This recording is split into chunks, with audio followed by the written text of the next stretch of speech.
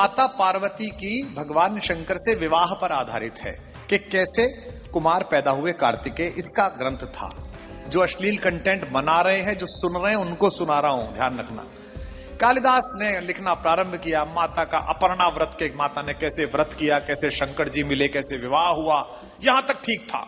अब जैसे ही उन्होंने शंकर जी के और माता पार्वती के शयन कक्ष का वर्णन प्रारंभ करा, सुनते हैं कि ऊपर सरस्वती को बुलाकर माता ने पहुंचा कि ये कौन मूर्ख है जो माता पिता के अंतरंग बातों को यहां लिख रहा है।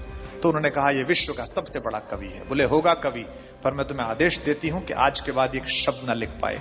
कालिदास पक्षाघात से मर गए, उसके बाद एक लाइन न लिख पाए। शब्द ब्रह्म है, ईश्वर है।